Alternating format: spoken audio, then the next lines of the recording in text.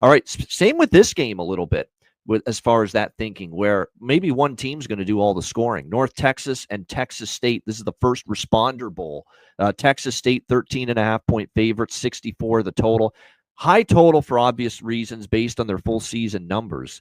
These are two teams that were lethal offensively, but not the greatest defensively, especially North Texas. But when you look at this bowl game here for North Texas, Chandler Morris, who is great for them at quarterback this year, he's committed to Virginia. He's on his way out. He won't play. We're down to either two freshmen, or one of them is going to start. Drew Mestamaker or Cash McCollum is what we're looking at here to be the quarterback for North Texas. And sometimes you have to evaluate a drop-off from one quarterback to the next guy differently. This would be a pretty big drop-off because you go from Chandler Morris, who's one of the better quarterbacks probably in the AAC. He's the one that kept North Texas afloat in so many games, how well he played. But it looks like Mestamaker is going to be the starter. He's officially been named the starter, says Eric Morris. He so far this year has gotten into 3 games with going 4 for 5, 80% completion, 69 yards. But again, it's a very, very small sample size again that we're working with here with Mestamaker. So that's going to be interesting to see. A lot in the transfer portal, too, for North Texas. They've got a couple receivers in the transfer portal. The starting centers in the transfer portal. A couple of safeties and players in the pass defense in the secondary in the transfer portal. The O-line was banged up late in the season as well. So there's a reason why North Texas Texas State rather is taking all the money. There's a lot of concerns here and red flags about North Texas and what you're going to get from them here in this game. For Texas State, this is a team that offensively with McLeod, certainly that was the strength of the team, is being able to move the football and certainly being able to have a ton of success, as far as putting up points, no question about it.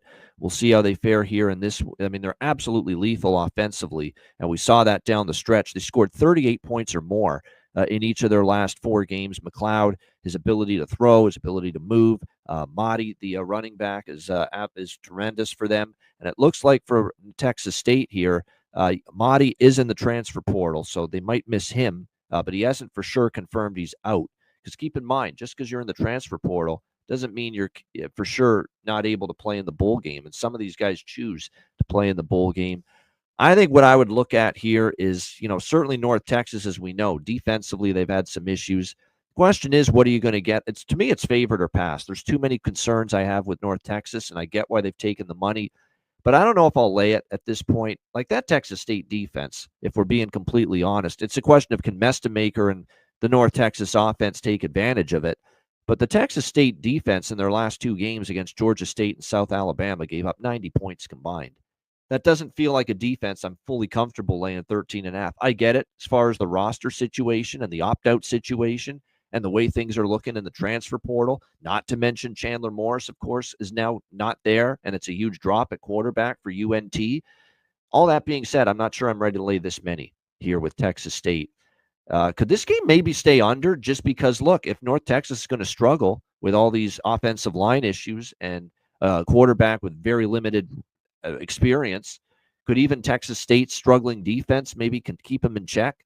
Because I know why it's 64. Explosive offenses. They both play extreme fast tempo throughout the course of the season.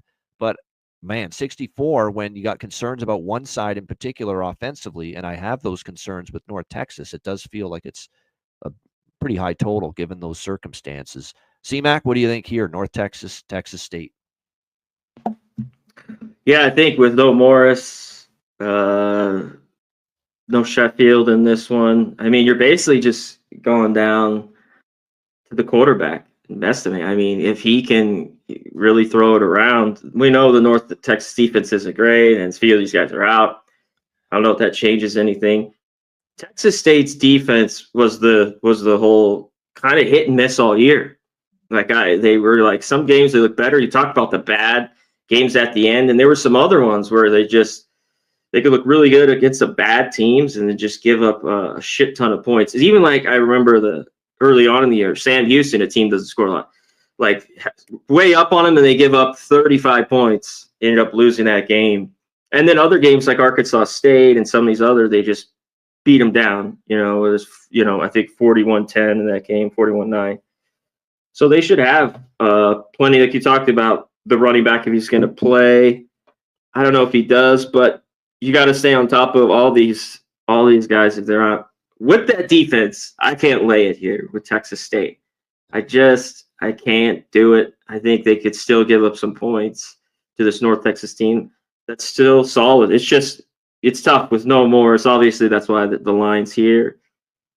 But I got to look into it a little bit more because I kind of want, if this gets over 2 touchdowns, maybe look North Texas way. But there's a lot of digging in these games, as we talked about from the start with the blowouts here.